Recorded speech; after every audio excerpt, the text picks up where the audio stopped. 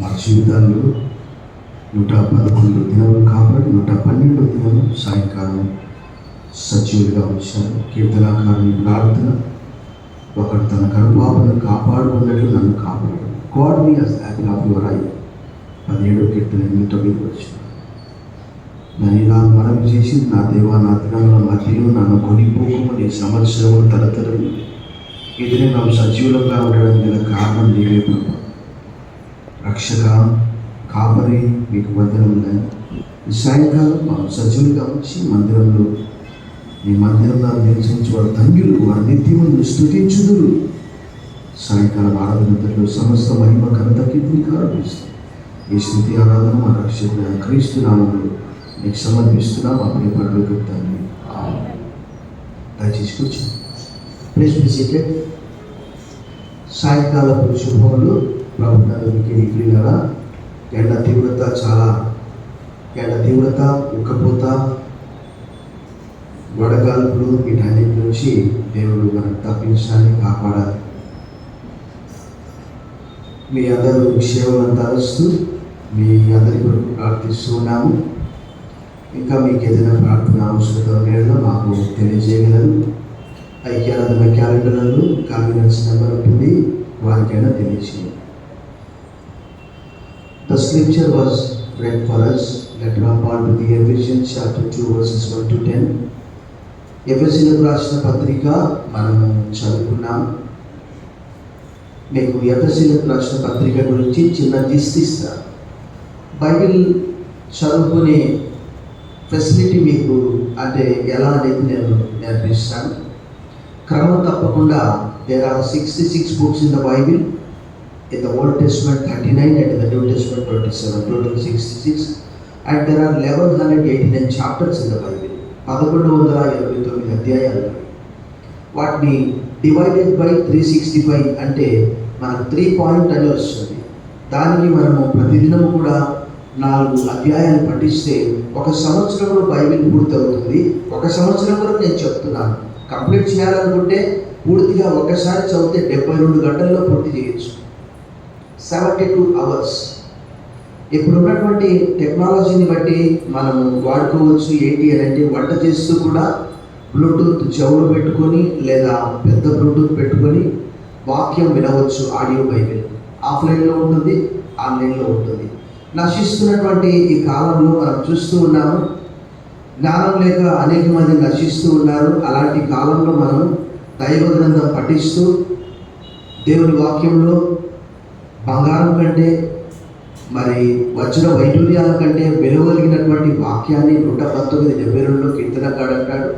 వేల కొలది వెండి బంగారు నాణ్యముల కంటే నీవు ఇచ్చిన ధర్మశాస్త్రం నాకు ఎంతో మేలు అని అంటాడు. సో ఇటు వాక్యాన్ని మీరు క్రమంగా చదివితే తప్ప నేను చెప్పే వాక్యం మీకు అర్థం కాదు. ఎందుకంటే నేను ఎప్పుడు కూడా అంటే చిన్న ఉపమానాలు లేకపోతే చిన్న స్టోరీస్ లాగా చెప్పాను. నన్ను ఎప్పుడు కూడా అంటే ఎలా ఉంటుంది అంటే మీకు అర్థం కావాలంటే కొంచెం కష్టం. అంటే నేను గ్రంథానికి స్టిక్ అయి ఉంటా. ఆ పిట్ట కథలు, ఆ స్టోరీసు, లేకపోతే చిన్న ఉపమానాలు, ఆ బస్సు లారీ కథలు చెప్పాలంటే నా నుంచి కాదు. కారణం ఏంటంటే దేవుని వాక్యము క్రమంగా యేసుప్రభువు వారు ఉపమాన రూపంలో చెప్పాడు. కానీ పౌలు గారు తర్వాత కొరింథీయులకు రాసిన మొదటి పత్రికలో 14వ అధ్యాయంలో 15వ అధ్యాయంలో కొన్ని ఉపమానాలు చెప్తాడు. సో ఇక్కడ మనం చదువుకున్నటువంటి లేఖన భాగంలో చూస్తే దీనికి ఒక టైటిల్ మనం పెట్టుకోవచ్చు. అది ఏంటంటే ఆధ్యాత్మిక పునరుత్థానము, స్పిరిచువల్ రిజరక్షన్. అంటే ఎఫెసీ సంఘాన్ని మనం ఎక్కడ చూస్తామనంటే బైబిల్ క్రమంగా చదివే వాళ్ళకి అర్థమవుతుంది. అపోస్తల కార్యం 19, 20 మరియు ఎఫెసీ పత్రిక మరియు 7 సంఘాల్లో మొదటి సంఘం ఎఫెసీ. సంఘాలు ఎన్ని ప్రకటనలో? 7 సంఘాలు. ఎవరైనా చెప్పగలరా? Ephesus, Smyrna, Pergamum, Thyatira, Sardis, Philadelphia, Laodicea. కష్టం కదా, చెమటలు పట్టాలి. కొన్నిసార్లు బైబిల్ తీయాలంటేనే బీపీ రేజ్ కావాలి. ఏదైనా బైబిల్ వచ్చినా మర్చిపోతే. అంటే క్రమబద్ధమైనటువంటి బైబిల్ రీడింగ్ మనకు ఎంతో సహాయం చేస్తుంది. అపోస్తలుడైన పౌలు ఎఫెసీయులకు రాస్తూ అక్కడ 19:20లో వాళ్ళు చాలా చక్కగా వాక్యం చెప్పాడు. అపోస్తలుల కార్యం చెప్పి ఇక్కడ మరలా ఒక ఉత్తరం రాసి పంపించాడు. ఈ ఎఫెసీయులకు రాసిన పత్రిక మనను ఎలా అంటే ఉన్నతమైనటువంటి స్థితిలోనికి తీసుకొని వెళ్తుంది. మనం చదువుకున్న లేఖన భాగంలో దాదాపుగా 2 నుంచి 3 సార్లు పునరుద్ధానం గురించి మాట్లాడతాడు. అంటే పునరుద్ధానం అంటే ఏంటి అంటే మనం ఆధ్యాత్మికంగా చనిపోయినటువంటి స్థితిలో ఉన్నాము అన్న మాట లిటరల్గా అక్కడ చెప్తూ ఉన్నాడు. చూడండి, ఉదాహరణకి మనము 2వ అధ్యాయము 1వ వచనంలో మీ అపరాధముల చేతను పాపముల చేతను చచ్చిన వారై ఉండగా ఆయన మిమ్మల్ని క్రీస్తు బ్రతికించెను. తర్వాత 4-5 వచనాల్లో కూడా రాయబడచ్చు. ఆయనను దేవుడు కరుణా సంపన్నుడై ఉండి మనము మన అపరాధముల చేత చచ్చిన వారమై ఉండినప్పుడు అయితే ఇక్కడ 2 మాటలు మాట్లాడుతున్నాడు. అపరాధం అంటున్నాడు, పాపం అంటున్నాడు. అంటే ఆధ్యాత్మికంగా చనిపోయినటువంటి స్థితిలో దాని గ్రీకు భాషలో హమార్టియా అంటారు. దాన్ని మనం ఇంగ్లీష్ భాషలో చెప్పుకోవచ్చు, ఎందుకంటే గ్రీక్ ఎవరికి రాదు కాబట్టి. HAMARTIA హమార్టియా అంటే అర్థం ఏంటి అని అంటే మిస్సింగ్ ద మార్క్. ఆజ్ఞాతిక్రమమే పాపము, పాపం వల్ల వచ్చే జీతము. అంటే ఉదాహరణకు మీకు అపరాధము అనే దానికి నేను చిన్న డెఫినేషన్ ఇస్తాను. ఏంటి అని అంటే ఇప్పుడు దేవుడైన యెహోవా ఆదామును ఒక తోటలో ఉంచాడు. 2వ అధ్యాయం 16-17 వచనాలు. ఈ తోట వృక్ష ఫలముల్లో దేన్నైనా నిరభ్యంతరంగా నీవు తినవచ్చు. అయితే ఈ పర్టికులర్ మంచి చెడ్డల తెలియచ్చు. ఈ వృక్ష ఫలములు తిను దినమున నిశ్చయంగా నీవు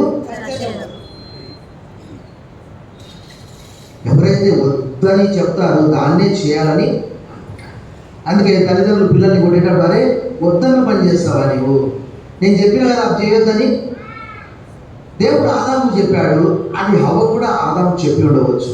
అయితే తర్వాత ఏమైపోయింది, 3వ అధ్యాయంలో అపవాది వచ్చి హవ్వతో మోసం చేశాడు.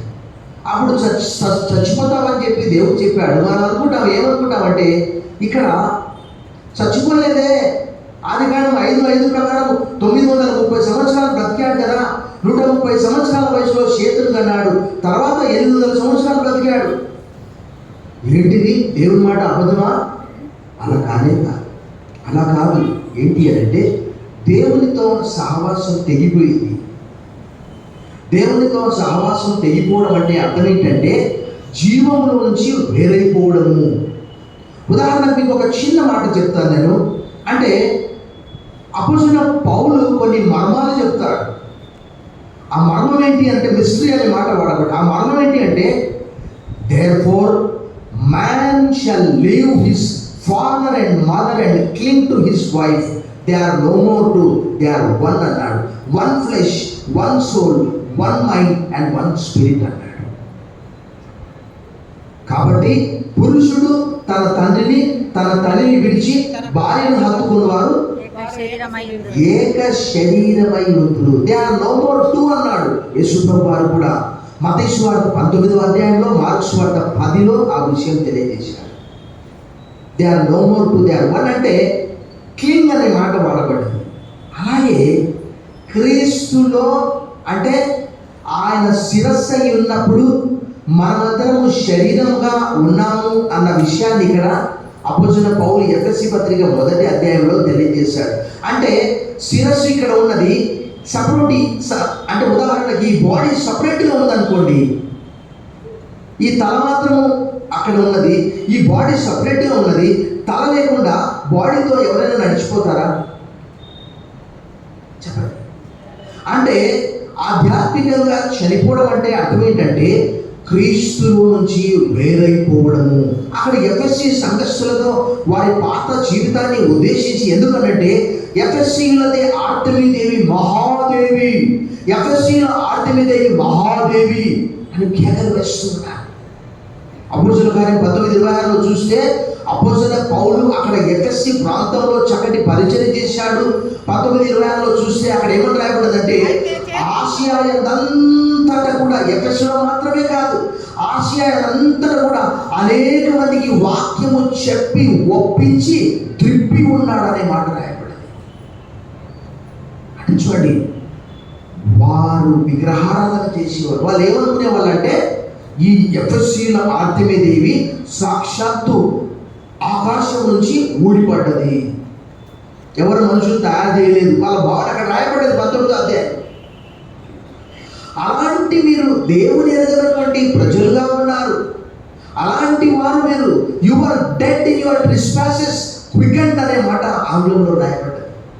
హవాటియా, మీరు గురి తప్పిపోయారు. అంటే ఉదాహరణకు నేను కూరగాయల మార్కెట్కి వెళ్ళాలనుకొని మరి మర్చిపోయానో ఏమో తెలియదు. దానికి బదులుగా ఏం చేశానంటే కిరాణా షాప్కు వెళ్ళాను. నాకు అవసరమైంది కూరగాయలు, కానీ కిరాణా షాప్కు వెళ్ళాను. కారణం ఏంటంటే గురి తప్పిపోయాను. హమాటియా అంటే కూడా అదే. ఇక్కడ మీరు కూడా గురి తప్పిపోయారు. దేవుడు లేనటువంటి ప్రజలుగా ఉన్నారు, నిబంధన లేనటువంటి ప్రజలుగా ఉన్నారు, వాగ్దానం లేనటువంటి ప్రజలుగా ఉన్నారు. పరలోక ఆ నిరీక్షణ వారికి లేదు. అందుకే అపోస్తలుడు పౌలు ఏమంటున్నాడంటే ఆ జీవంలో నుండి మీరు వేరైపోయి ఉన్నారు. ఎఫెసీ పత్రిక 4వ అధ్యాయంలో చెప్తున్నాడు. 4వ అధ్యాయము 18వ వచనం, వారైతే అంధకారమైన మనస్సు గల వారై తమ హృదయ కాఠిన్యం వలన తమలో ఉన్న అజ్ఞానం చేత దేవుని వలన కలుగు జీవంలో నుండి వేరుపరచబడిన వారై తమ మనస్సును కలిగిన వ్యర్థత అనుసరించి వారి గురించి ఇంకా చటాలంగా మాట్లాడుతున్నట్టు, వారు సిగ్గులేని వారై. చూసారా? అంటే ఉదాహరణకి మనం అనుకుందాం ఎవడైనా బాగా మంచి ఉద్యోగస్తుడు అనుకుందాం, మంచి క్యాడర్లో ఉన్నాడు అనుకుందాం, బాగా తాగి పడిపోయాడు వాడు. మన పరిస్థితి ఏంటి? ఎవరైనా చూస్తే ఏమనుకుంటారనే సిగ్గు ఎక్కువ ఉందా? నా భార్య పిల్లలు చూస్తే ఏంటి, నా పదవి ఏంటి, నా డెసిగ్నేషన్ ఏంటి, నేను ఇక్కడ పడిపోయాను. వాడు పడిపోతే వాడు పందులు వచ్చి వాడి మూతి నాకుతాయి, కుక్కలు నాకుతాయి వాడి మూతి. ఎందుకంటే వాడు ఏదో కారనో బీరనో ఏదో మాంసమో పీక్కొని తినేటాడు తాగుతూ, వాడి మూతి కుక్కలు నాకుతాయి. వానికి అవన్నీ ఏమి ఉండవు, సిగ్గు ఉండదు, శరం ఉండదు. వారు సిగ్గులేని వారై ఉండి ఏమంటున్నాడు, నానావిధమైన అపవిత్రతను అత్యాశతో జరిగించుటకు తమను తామే కాముకత్వములకు. నిజంగా అలా చేసేవారు ఆధ్యాత్మికంగా చచ్చిపోయినట్టు. ఎందుకంటే వారికి ఒక ధర్మం అనేది లేదు, వారికి ఒక జ్ఞానం అనేది లేదు, వారికి ఒక అంటే డ్యూటీ అనేది లేదు. ఆ రోజు ఆదాము ద్వారా ఈ పాపం అంటే అనగా అర్థం ఏంటి అని అంటే ఆజ్ఞాతిక్రమమే పాపము. ఆయన ఏం చేశాడు, తినవద్దన్నటువంటి ఆ పండు తిన్నాడు. కాబట్టి దేవుడు ఒకనొక దినం వచ్చి ఆదికాండం 3:8 ఓ యాడమ్ వేర్ ఆర్ యు అని అన్నాడు. అంటే ఆయన ఏమన్నాడంటే, అయ్యా నేను నీ స్వరం విని దాక్కున్నాను అన్నాడు. చేయొద్దన్న పని చేసినావా, నేను అప్పుడే అనుకున్నాను నువ్వు ఏదో ఒకటి చేసేస్తావని. నేను దిగంబరిని అని అన్నాడు. నువ్వు దిగంబరి అని నీకు ఎవరు చెప్పారు? నువ్వు పండు తిన్నావా? నువ్వు తిన్నాను, ఇగో ఈమెనే చూడు, నేను కాదు. అప్పుడేమన్నాడు, బోన్ ఆఫ్ మై బోన్స్ అన్నాడు, ఫ్లెష్ ఆఫ్ మై ఫ్లెష్ అన్నాడు. నా ఎముకల్లో ఎముక, మాంసంలో మాంసం, ఇది నరుల్లో నుండి తీయబడ్డది. ఇంకా బాగానే పాట పాడాడు. తర్వాత ఇగో ఈమెనే చూడు, ఏదో తప్పు జరిగినప్పుడు మనం ఏం చేస్తాము, పక్కవారి మీద తోసేసుకుంటాం. అప్పుడు దేవుడు ఏమన్నాడంటే, చూడండి, పాపి చిరాయువు అంటే ఒక పాపి దీర్ఘకాలం బ్రతికితే కష్టం అని చెప్పేసి 2వ అధ్యాయం తర్వాత 3వ అధ్యాయంలో జరిగిన సంఘటన చూడండి. అప్పుడు 3:22 అప్పుడు దేవుడైన యెహోవా ఇదిగో మంచి చెడ్డలను ఎరుగునట్లు ఆదాము మనలో ఒకని వంటి వాడాయను.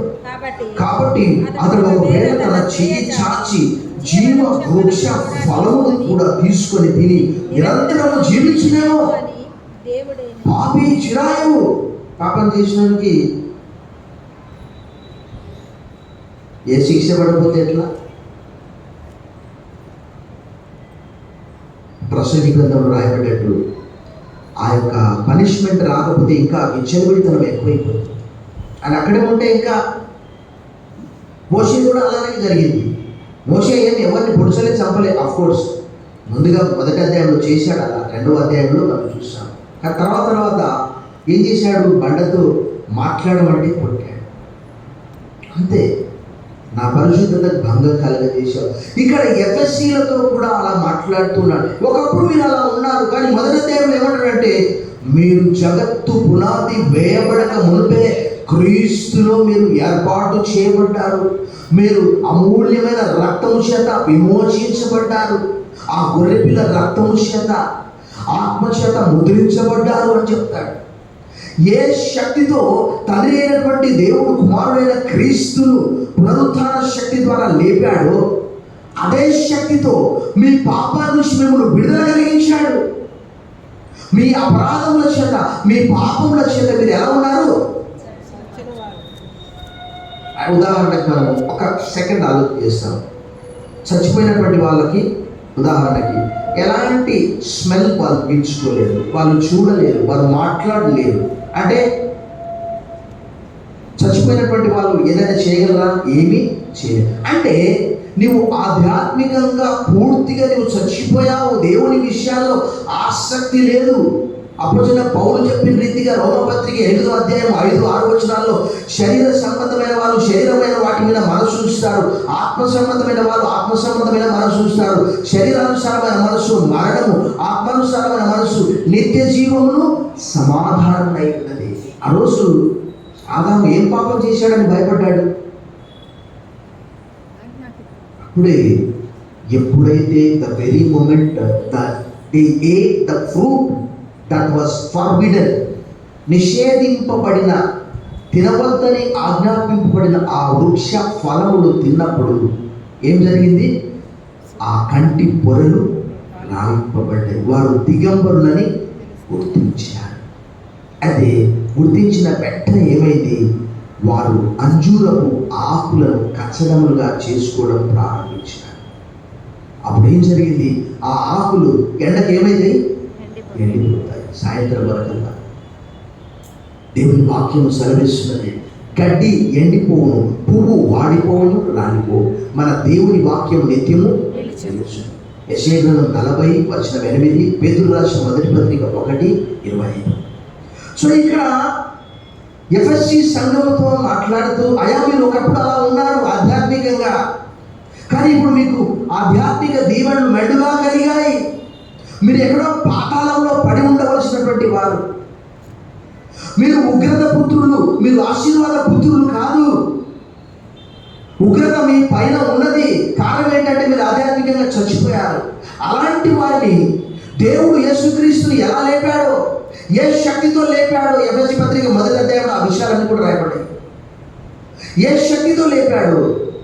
కొరింథీయులకు రాసిన మొదటి పత్రిక 6:14 రాయబడిన రీతిగా దేవుడు క్రీస్తు లేపెను, మనల్ని కూడా లేపుతాడని పౌలు తెలియజేసి, ఇక్కడ కూడా వారు భయంకరమైనటువంటి విగ్రహారాధనను ఆరాధిస్తూ తెలియనటువంటి దేవునికి పూజలు చేస్తూ దేవునికి దూరంగా ఆధ్యాత్మికంగా ఆదాము ఎలా అయితే దేవుని నుంచి దూరం అయిపోయి దేవుని వాక్యంలో రాయబడ్డది, ఇట్లుండగా ఒక్క మనుషుని ద్వారా పాపమును, ఆ పాపము ద్వారా మరణమును సంప్రాప్తించను. అంటే అందరికీ ప్రతి ఒక్కరు చచ్చిపోతున్నారు. కారణం ఏంటంటే ఇది ఆదాము ఒకే బుర్రలో నుంచి.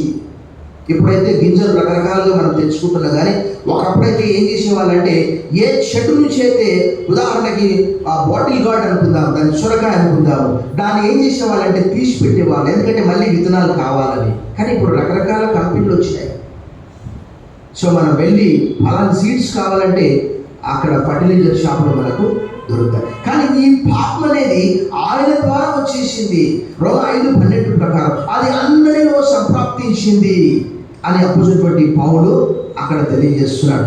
మీ అపరాధముల చేత, హామాటియా పాపముల చేత మీరు చచ్చిన వారై ఆధ్యాత్మికంగా అనేక మంది కూడా ఈరోజు కేవలం ఆ రోజు ఆ సంఘంతో చెప్పాడు, ఈరోజు 7 సంఘాలతో కూడా చెప్తున్నాడు, జీవించుచున్నామన్న పేరే నువ్వు కానీ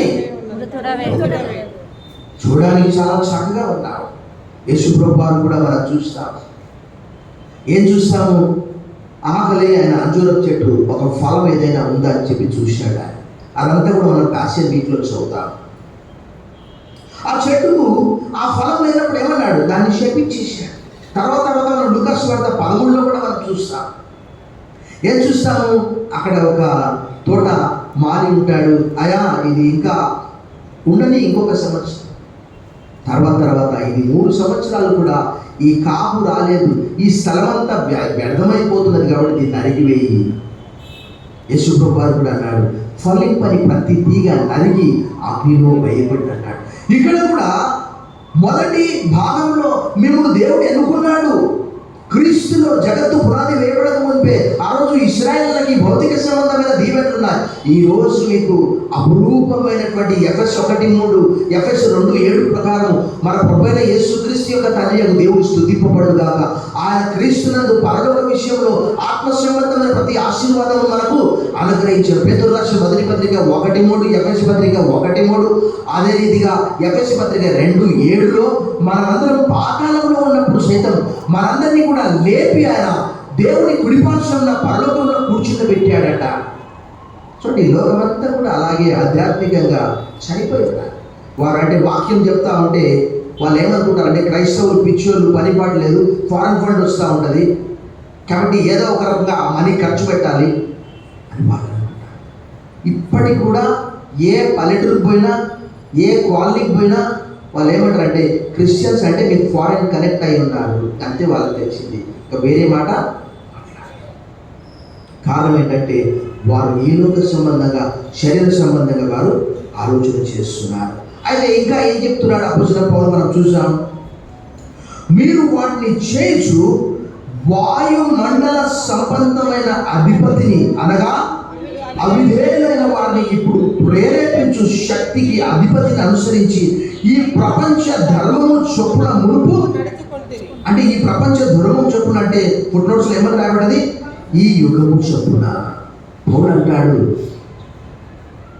మీరు క్రీస్తుతో కూడా లేపబడ్డ వారైతే పైనున్న వాటిని వెతకండి, అక్కడ క్రీస్తు దేవుని కుడిపార్శ్వమున ఆశీనుడై ఉన్నాడని కొలొస్సీయులకు రాసిన పత్రిక 3:1 పౌలు గారు తెలియజేస్తారు. అంటే ఇంతకు మునుపు మనం ఏంటంటే నిజంగా కొన్ని ప్రాంతాల్లో ఏంటి అని అంటే ఈ గ్రామ దేవతలు ఉంటాయి.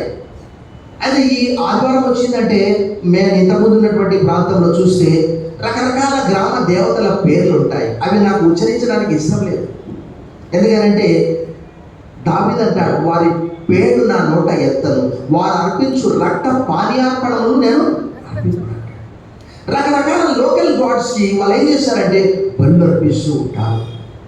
అది వారికి ఒక విహారయాత్ర, ఒక విందు, ఒక వినోదం, ఒక త్రాగుడు. అదంతా కూడా పేతురు రాసిన మొదటి పత్రిక 4లో. అది ఇప్పుడు మనం చెప్పుకోవద్దు. అయితే మీరు అలా ఉన్నారు ఎందుకు? ఈ లోకమంతా కూడా యోహాన్ గారు అంట, ఈ లోకమంతా కూడా ఎవరి ఆధీనంలో ఉన్నదంట? అపవాది ఆధీనంలో ఉన్నదంట. చూడండి, యోహాన్ రాసిన మొదటి పత్రిక 5:19లో చెప్తూ ఉన్నాడు. అక్కడ యోహాన్ రాసిన మొదటి పత్రిక 5వ అధ్యాయము 19వ వచనం చూడండి. అక్కడ ఏమంటున్నాడు, మనం ఎవరట? దేవుని సంబంధుల మరియు లోకమంతయు దుష్టుని యందు ఉన్నదనియు. అంటే ఫుట్నోట్స్ ఏమని రాయబడ్డది? దుష్టుని యందు. లోకము ఒక అడుగు ముందుకు 9 అడుగులు వెనకకేస్తూ ఉన్నది. భయంకరమైనటువంటి ఈ మధ్యలో నేను చూశాను, కేరళలో ఏదో ఒక 2-3 ఆడవాళ్ళను డబ్బు వస్తుందని చెప్పేసి వాళ్ళ ఇంట్లో పిలిచి ఆ 2-3 చంపేశారు. కేరళ చూస్తే బాగా హైలీ ఎడ్యుకేటెడ్, లిటరసీ పర్సెంట్ 100% ఉంటుంది. కానీ అక్కడ మూఢనమ్మకాలు ఎలా ఉన్నాయి? అపవాది ఎలా ప్రేరేపించాడు? ఢిల్లీలో ఈ మధ్యన ఒక వార్త చదివాను. ఏంటి అని అంటే డబ్బు దొరుకుతుందని చెప్పేసి ఒక చిన్న పిల్లవాడిని, దాదాపు ఒక 6-7 సంవత్సరాల చిన్న బాలుని ఏం చేశారంటే బలిచ్చారు, చంపేశారు, పోశారు. ఆ రక్తమంతా అట్లా పోతుంది. అంటే ఇవన్నీ ప్రేరేపించేది ఎవరు అని అంటే అపవాది. యేసుప్రభువు కూడా అన్నాడు, నా సమయం ఇంకా రాలేదు, వాని సమయం ఎప్పుడు ఉంది, వాడు ఈ లోక సంబంధి, వాడితో నాకేం పని. అని అన్నాడు. యోహాను సువార్త 12, యోహాను సువార్త 14:30, యోహాను సువార్త 12:31, యోహాను సువార్త 16 కూడా చెప్పాడు. నా సమయం ఇంకా రాదు, వాడు ఎప్పుడు ఈ లోక సంబంధమైన వాడు, వాడితో నాకేం పని ఆయన నటిస్తున్నాడు.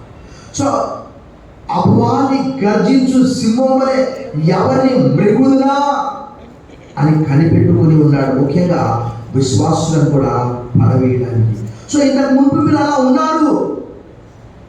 మనం ఎఫ్ఎస్సి సంఘం గురించి తెలుసుకోవాలంటే 19-20 అధ్యాయాలు అపోస్తలుల కార్యాలు చదవాలి. తర్వాత మనం ప్రకటన గ్రంథం 2వ అధ్యాయం చదువుకోవాలి. అక్కడ సంఘం గురించి ఆ 7 సంఘాల్లో మొదటి సంఘం.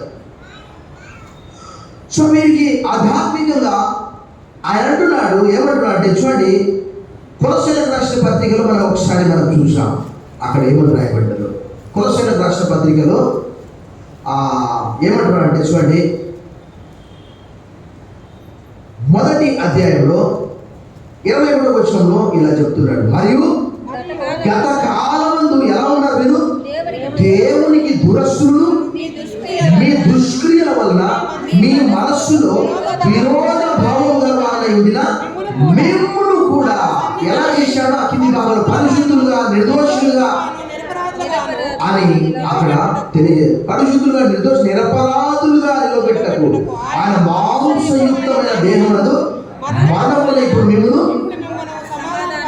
సో ఈ ఎఫ్ఎస్సీలో కూడా అదే చెప్తున్నాడు. ఒకప్పుడు మీరు దేవుడు లేడు, మీకు వాగ్దానం లేవు, మీకు పరలోక నిరీక్షణ లేదు, పరలోక పౌరసత్వం లేదు, కానీ క్రీస్తులో ఇవన్నీ మీకు కలిగాయి, మీరెంత ధన్యులయా అని చెబుతూ వాళ్ళ పాత జీవితాన్ని వారికి జ్ఞాపకం చేస్తూ ఉన్నాడు. ఇంకేమంటాడు చూడండి, 2వ అధ్యాయం 3వ వచనం, వారితో కలిసి మనందరము శరీరం యొక్కయు మనసు యొక్కయు కోరికలు నెరవేర్చుకొనుచు మన శరీరాశను అనుసరించి మునుపు ప్రవర్తించుచు కడమవారి వలనే స్వభావ సిద్ధంగా దైవోగ్రతకు పాత్రులమై, అనగా ఫుట్నోట్స్లో ఏమని రాయబడ్డది, ఉగ్రత పిల్లలై, సన్స్ ఆఫ్ రాత్ అనే ఆంగ్లంలో ఉంటుంది. విశ్వసించని ప్రతి వాని మీద దేవుని యొక్క ఉగ్రత నిలిచి ఉన్నది దేవుని వాక్య ప్రకారం. ఎప్పుడైతే కుమారుని విశ్వసిస్తే తండ్రి అయినటువంటి దేవుడు కుమారుడైన క్రీస్తుకు సర్వాధికారం ఇచ్చాడు. ఆయన ఎవరిని అనుకుంటే వారిని లేపుతాడు. అది యోహాను సువార్త 5:20 చెప్తాడు, తండ్రి వల్ల నాకు సమస్త అధికారం నాకు కలిగింది. సో ఆయన ఇష్టం వచ్చిన వారిని ఆయన లేపుతాడు, బ్రతికిస్తాడు. అంటే అది ఆధ్యాత్మికంగా కూడా మనము భావించవచ్చు. సో ఇంత మునుపు మీరు శరీర సంబంధమైనటువంటి వారు, అలా జీవించేవారు, దైవ ఉగ్రతకు పాత్రులుగా ఉన్నారు. ఇప్పుడైతే దేవుని వాక్య ప్రకారం రోమాపత్రిక 8వ అధ్యాయం 14వ వచనం, రోమాపత్రిక 8వ అధ్యాయం 15వ వచనంలో దేవుని ఆత్మచేత ఎందరు నడిపింపబడుదురో వారు దేవుని కుమారులుగా పిలువబడుచున్నారు. ఏలయనగా మరలా మనం భయపడ్డకు దేవుడు దాస్యపు ఆత్మను మనకు ఇవ్వలేదు, దత్తపుత్రాత్మను మనకి ఇచ్చాడు. అంటే అబ్బా తండ్రి అని మనము మొరపెట్టుచున్నామట. అప్పుడు చిన్న పౌలు అలా తెలియజేస్తూ, అంటే ఉగ్రత పిల్లల నుండి మనము దత్తపుత్రులముగా అనే మాట ఆంగ్లంలో స్వీకృత పుత్రులము అని ఫుట్నోట్స్లో రాయబడ్డది. మీరు చూస్తే ఇంకేమంటాడు, దేవుని యొక్క మహాప్రేమ యోహాను 3:16 ప్రకారము ఇక్కడ 2:4 ఏమంటాడు, ఆయనను దేవుడు ఎలా చేశాడట, కరుణా సంపన్నుడై ఉండి మన అపరాధముల చేత చచ్చిన వారమై, మరలా 2వసారి జ్ఞాపకం చేస్తున్నాడు. మొదటి వచనంలో చెప్తున్నాడు, 4వ వచనంలో చెప్తున్నాడు, మన అపరాధముల చేత చచ్చిన వారమై ఉన్నప్పుడు సైతం మన ఎడల చూపిన తన మహాప్రేమ చేత మనలో క్రీస్తు కూడా బ్రతికించాను, కృప చేత మీరు. అంటే చూడండి, యజ్ఞ యాగాదులు, మానవుల యొక్క మంచి పనులు, తీర్థయాత్రలు, భూదానము యెషయా 64:6 రాయబడింది కదా. ఏమంటాడు అక్కడ, మా మంచి పనులన్నీ కూడా, మా మంచి క్రియలన్నీ కూడా నీ ఎదుట మురికి గుంటలు, ఫిల్తీ ర్యాక్స్ అని ఆంగ్లం. ప్రభునందు మిక్కిలి ప్రియులారా, ఈరోజు కూడా అనేక మంది బయటికి చూడడానికి చాలా చక్కగా ఉండవచ్చు, కానీ లోపల ఆధ్యాత్మికంగా చచ్చిపోయినటువంటి వారి వల్ల ఉండవచ్చు. మనం చూసాము, లాజరు చనిపోయి 3 రోజులు అక్కడ లోపల ఉన్నప్పుడు దేవుడు వెంటనే యేసు ప్రభువు అంటాడు, అక్కడ వచ్చి మాట్లాడాడు, ప్రభా వాసన. ఆయన బాధపడ్డాడు. అంటే మృతులను సజీవులుగా చేసే దేవుడు అక్కడ ఉన్నాడు. వారు మర్చిపోయారు. అవును ప్రభా, అంత్య దినమందు నువ్వు లేపుతావని నాకు తెలుసు, ఇప్పుడు కాదు. లాజరును వెంటనే బిగ్గరగా బండ తొలగించమని చెప్పి, లాజరు బయటికి రా అంటే వెంటనే ప్రేత వస్త్రాలతో అవన్నీ కూడా చచ్చిపోయిన తర్వాత యూదా ఆచార ప్రకారం చుట్టి చుట్టలు ఆ ప్రేత వస్త్రాలతో, యేసుప్రభు వారు కూడా అలాగే చుడతారు. మనం యోహాను సువార్త 20వ అధ్యాయంలో మనం చూస్తాం. అక్కడ ఆ వస్త్రాలు అక్కడ పక్కకు పడవేసి ఉంటారు. అంటే ఆయన లేచాడు కదా, ఈయన మాత్రం ఆ వస్త్రాలతో అలాగే వస్తాడు. సో అంటే ఆధ్యాత్మిక పునరుత్థానం అంటే మనం చూస్తాం. ఇశ్రాయేల్ ఆధ్యాత్మిక పరిస్థితి కూడా మనం హెచ్కేల్ 37లో చూస్తాం. వారిని చూసి హెచ్కేల్ నరపుత్రుడా, ఎండిపోయినటువంటి ఎముకలు బ్రతకగలవా అంటే, ప్రభా నీకే తెలుసు, వాటితో మాట్లాడు నువ్వు అంటే, వాటితో మాట్లాడినప్పుడు ఆ ఎముకలకు శరీరము, మాంసము, కండరాలు, నరాలు అన్నీ కూడా పొందుకొని పెద్ద సమూహం వలె, సైన్యం వలె వారు తయారవుతారు. అందుకే రోమాపత్రిక 4వ అధ్యాయంలో అపోస్తలుడైన పౌలు అన్నాడు, మృతులను సైతము సజీవులంగా చేసే దేవుని యందు ఆయన నమ్మకం ఉంచినట్టు మనం చూస్తూ ఉన్నాం. రోమాపత్రిక 4వ అధ్యాయంలో ఆ విషయాన్ని ఆయన తెలియజేస్తూ ఉన్నాడు. అక్కడ అంటున్నాడు 17:4, నా విశ్వసించిన దేవుని ఎదుట అనగా మృతులను సజీవులంగా చేయవాడు, లేని వాటిని ఉన్నట్లుగానే పిలుచువాడైన దేవుని ఎదుట అతడు మనందరికీ తండ్రి అయినాడు. ఇద్దరు గురించి నేను అనేక జనములకు తండ్రిగానే నియమిస్తానని. సో ఇక్కడ ఈ ఎఫ్ఎస్సి సంఘంతో చెప్తున్నాడు, అయ్యా మీరు పాతాళంలో పడి ఉన్నారు. ఈరోజు మన ఆధ్యాత్మిక పరిస్థితి కూడా ఆదాము ద్వారా మనమందరం కూడా సేమ్. అక్కడ అంటాడు కదా రోమా 3:10, నీతిమంతుడు లేడు, ఒక్కడును లేడు, అందరూ త్రోవ తప్పి ఏకంగా పనికి వాళ్ళ వారైంది అనే మాట రాయబడ్డది. ఇంకేమంటాడు 3:23, for all have sinned and come short of the glory, सबने गुनाह किया और खुदा की जलाल से महरूम है. ఏ భేదము లేదు, అందరూ పాపం చేసి దేవుడు అందించి మహిమను పొందలేకపోతున్నారు. ఏలైనగా పాపం వల్ల వచ్చి జీతము మరణం. అయితే దేవుని కృపావరం మన ప్రభువైన క్రీస్తు యేసునందు నిత్య జీవము. For the wages of sin is death but the gift of God is eternal life through Christ Jesus. गुनाह की मजदूरी मौत है, लेकिन खुदा की बख्शिश हमारे యేసు మసీహ్ से हमेशा की जिंदगी. సో ఇక్కడ వారితో తెలియజేస్తున్నాడు దేవుని యొక్క ప్రేమ. God has extended his love through Christ Jesus. క్రీస్తు యేసునందు 6వ వచనము ఎఫెసీ 2:6, ఆయన మనకు చేసిన ఉపకారము ద్వారా అత్యధికమైన తన కృపా మహదైశ్వర్యమును రాబో యుగములో కనపరచుకుంటుంది. క్రీస్తు యేసునందు మన ఆయనతో కూడా లేపి పరలోకమందు ఆయనతో కూడా అంటే చూడండి, ఇదంతా కూడా ఎఫెసీయుల ఆర్తెమీ దేవి మహాదేవి అని అరిచినటువంటి వాళ్ళే వాళ్ళంతా కూడా. అక్కడ వారందరూ కూడా ఒకనొకప్పుడు భయంకరమైన విగ్రహారాధన. మనం కూడా ఒకప్పుడు మనం ఒక చోటికి వెళ్తే ఒక ఆయన అంటున్నాడు, గుంటూరులో ఉంటున్నారు, నేను ఆయా రకాల గుళ్ళకు వెళ్ళేవాడిని. ఇక్కడ కూడా రకరకాల పుణ్యక్షేత్రాలు ఉన్నాయి, అక్కడ వెళ్ళేవారు ఉన్నారు. అలాంటిది ఎప్పుడైతే ఈ జీవం గల దేవుణ్ణి తెలుసుకున్నారు, ఈ జీవం గల దేవుని వైపు తిరిగారు, తెసలోనికీ పత్రికలు కూడా చెప్తాడు. వారితో మునుపు మీరు ఆ విగ్రహాలను పూజించేవారు అని చెప్పి తెసలోనికీ మొదటి పత్రికలు అవన్నీ కూడా విషయాలు చెప్తాడు.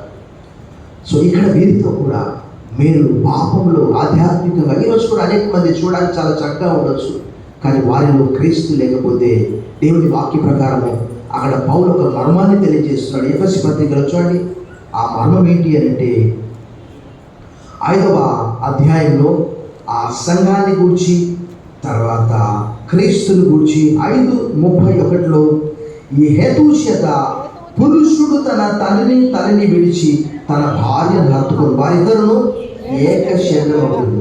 ఈ మర్మము గొప్పది, అయితే నేను క్రీస్తుని గూర్చి చెప్పుతున్నాను. ఆయన ఎలా ఉన్నాడు అని అంటే ఆయన సజీవుడైన దేవుడు, దేవుని కుడిపార్శ్వమున ఆసీనుడై ఉన్నాడు. అంటే ఆయన తల అక్కడ ఉన్నది, ఆయన శరీరం అంతా కూడా బాడీ ఇక్కడ ఉన్నది. ఆయనతో కనెక్ట్ అయి ఉండాలి. ఆయన లేకుండా ఉంటే ఒకానొక సందర్భంలో కొలస్సీలకు రాసిన పత్రికలో అపోస్తలుడైన పౌలు ఏమంటాడంటే, ఒకవేళ కొలస్సీలకు రాసిన పత్రికలో 2వ అధ్యాయంలో చెప్తూ 19వ వచనం చివరి భాగంలో, తన శరీర సంబంధమైన మనస్సు వల్ల ఊరగా ఉప్పొంగుచు శిరస్సును హత్తుకొనని వాడెవడును మీ బహుమానమును అపహరింపనీయకుడి. ఆ శిరస్సు మూలముగా సర్వ శరీరము కీళ్ళ చేతను నరముల చేతను పోషింపబడి అధికపడినది దేవుని వలన కలుగు వృద్ధితో శరీర సంబంధమైన వాళ్ళు ఎన్నో ఆలోచనలు చింతన చేస్తారు. దేవుని వాక్యము సెలవిస్తున్నది, మీరు వేకువని లేచి చాలా రాత్రి అయిన తర్వాత కష్టార్జితమైన ఆహారం తెచ్చుట వ్యర్థమే, తన ప్రియులు నిద్రించుండగా ఆయన వారికిచ్చున్నాడు. సింహపిల్లలు లేవగలవై ఆకలి యెహోవాను ఆశ్రయించు వారికి ఏమేలు. Young lions may lack and suffer for hunger, but those who seek the Lord shall not lack anything. ఎవరైతే దేవుని యందు విశ్వాసం ఉంచుతున్నారో, ఇక్కడ అపోస్తలుడైన పౌలు చెప్పేది కేవలం విశ్వాసం ద్వారా మీరు కృపచేతనే రక్షింపబడి ఉన్నారు, ఇది మీ వల్ల కలిగినది కాదు, కాబట్టి ఎవడును అతిశయపడడానికి. సో ఈరోజు అనేక మంది ఆధ్యాత్మికంగా సంఘంతో సహవాసం లేక 16వ కీర్తన 3వ వచనంలో, నేను ఇలాగందును భూమి మీద ఉన్న భక్తులే శ్రేష్ఠులు, వారు నాకు కేవలము. అనేక మంది వాక్యానికి దూరం అయిపోయి భయంకరమైనటువంటి శోధనలో పడి లోకాశలు. అందుకే పౌలు పాపం చెప్తూ ఏమంటున్నాడు చూడండి, ఒక వ్యక్తి గురించి మాట్లాడుతూ బాధపడుతూ ఉన్నాడు. ఆయన చూడండి, ఈరోజు కూడా అనేక మంది అలాగే ఉన్నారు. తిమోతికి రాసిన పత్రికలో 4వ అధ్యాయము 2వ పత్రికలో ఇలా చెప్తూ ఉన్నాడు పాపం ఒక వ్యక్తి గురించి. 4వ అధ్యాయము 10వ వచనం, దేమా ఇహలోకమును స్నేహించి నన్ను విడిచి తెస్సలోనికకు వెళ్ళాను, క్రేస్కే గలతీయకును తీతు గలతీయకును చాలు. ఇదేమా పాపం ఏదైనా ఆశపడి లోకం వైపు చూసి వెళ్ళిపోయాడేమో నాకు తెలియదు. ఈరోజు అనేక మంది క్రైస్తవులు తిమోతికి రాసిన 1వ పత్రిక 6వ అధ్యాయం 6 నుంచి, content life is great godliness and we did not bring anything into this world and we cannot take out anything from this world, just we have to satisfy with food and clothes. సంతుష్టి సహితమైన దైవభక్తి గొప్ప లాభసాధనమైనది. మనం ఈ లోకంలో ఏమి తీసుకొని పోలేము, కాగా అన్న వస్త్రములు గలవారమై ఉండి తృప్తి పొంది యుద్ధము. ధనాపేక్ష సమస్తమైన కీడులకు మూలము. కొందరు దాన్ని ఆశించి విశ్వాసం నుండి తొలగిపోయి తమను తామే పొడుచుకొని, దైవజనుడా నీవైతే వీటిని విసర్జించి నీతిని, భక్తిని, విశ్వాసమును, యథార్థతను సంపాదించుకోవడానికి ప్రయాసపడంటే పరిగెత్తు. ఈరోజు అనేక మంది ఓవర్ నైట్లో ఎలా ధనవంతులు కావాలని ఆలోచన చేస్తూ ఉన్నారు. ఆధ్యాత్మికంగా ఎలా ఎదగాలని ఆలోచన చేయట్లేదు. కానీ దేవుడు మనకు కావలసినవన్నీ కూడా ఇస్తాడు. ఈరోజు పరిశుద్ధుల పట్టణస్థులతో పాలిభాగస్తులుగా చేశాడు. ఎఫెసీ పత్రిక 2వ అధ్యాయంలో చెప్తాడు. వారికి ఎన్ని హక్కులు ఉన్నాయో మనకు కూడా అన్ని హక్కులు ఉన్నాయి. ఒకనొకప్పుడు అలాంటి అవకాశం లేదు. ఈరోజు పాతాళంలో ఉన్నటువంటి మనను 2:7 ప్రకారం పరలోకంలో దేవుని కుడిపార్శ్వమున కూర్చుండబెట్టాడు. అంటే మనమందరం ఆధ్యాత్మికంగా ఆదాము వలె చచ్చిపోయినటువంటి వారు. అలాంటిది క్రీస్తు ఆధ్యాత్మిక పునరుత్థానము రోమపత్రికలో తెలియజేస్తున్నాడు. అక్కడ ఆధ్యాత్మిక పునరుత్థానం 6వ అధ్యాయంలో చెప్తూ ఏమంటున్నాడంటే 4వ వచనం, కాబట్టి తండ్రి మహిమ వలన క్రీస్తు మృతుల్లో నుండి ఎలాగూ లేపబడ్డాడు, అలాగే మనమును నూతన జీవం పొందిన వారమై నడుచుకున్నట్లు మనం బాప్తిస్మం వలన మరణంలో పాల్పొందుటకై ఆయనతో కూడా. అంటే పాప జీవితము పాప జీవితానికి పూర్తిగా సమాప్తి. సో ఒకప్పుడు మీరు అలా ఉన్నారు, ఇప్పుడైతే ఆయన లేపాడు. ఎలా అంటే ఆధ్యాత్మిక పునరుత్థానము, ద స్పిరిచువల్ రిజరక్షన్. యేసుప్రభువు వారు చనిపోయి సమాధి చేయబడి తిరిగి లేపబడి 40 దినాలు అనేక మంది కనిపించాడు. ఈరోజు ఉదయకాలం కూడా పునరుత్థానం గురించి చెప్పాడు. ఒకే ఒకటి, క్రైస్తవ విశ్వాసము, క్రైస్తవ నిరీక్షణ దేనిపైన ఆధారపడ్డదంటే పునరుత్థానం పైన ఆధారపడ్డది. ఆ ఎఫెసీ పత్రిక 1వ అధ్యాయంలో దేవుడు తన శక్తి చేత, చూడండి, ఎఫెసీ పత్రిక 1వ అధ్యాయంలో అక్కడ రాయబడ్డది. అక్కడ 20వ వచనంలో ఆయన ఆ బలాతిశయం చేత క్రీస్తును మృతుల్లో నుండి లేపి సమస్తమైన ఆధిపత్యం కంటేను, అధికారం కంటేను, శక్తి కంటేను, ప్రభుత్వం కంటేను, ఈ యుగమునందు మాత్రమే కాక రాబో యుగమునందు పేరు పొందిన ప్రతి నామం కంటేను ఎంతో హెచ్చుగా పరలోకం నందు ఆయన తన కుడి పార్శ్వన ఏ శక్తితో యేసుప్రభువుని లేపాడు, అదే శక్తితో మనం కూడా తప్పకుండా పునరుత్థాన దినమందు వారిని లేపుతాడు. అదే రీతిగా మృతులైనటువంటి మనల్ని యేసుక్రీస్తుని ఎలా లేపాడు, మనల్ని కూడా ఆధ్యాత్మిక స్థితిలో పడిపోయినటువంటి మనందరినీ కూడా మరలా రెస్టోర్ చేశాడు, మరలా దేవునితో సమాధానపరిచాడు యేసుక్రీస్తు ద్వారా. అదంతా కొలసలకు రాసిన పత్రిక 1వ అధ్యాయం ఇందాక మనం చదివాము, ఎలా సమాధానపరుచుకున్నాడు. సో ఆ రోజు ఇశ్రాయేలుకి భౌతిక సంబంధమైనటువంటి ఆ దీవెనలన్నీ కూడా ఇచ్చాడు. అది పాలు కావచ్చు, పంట కావచ్చు, పెరుగు కావచ్చు, పశువులు కావచ్చు, భూమి కావచ్చు. కానీ ఈరోజు మనకు పరలోక వాగ్దానం ఇచ్చాడు. తలవంచుకొని ప్రార్థన చేశాడు.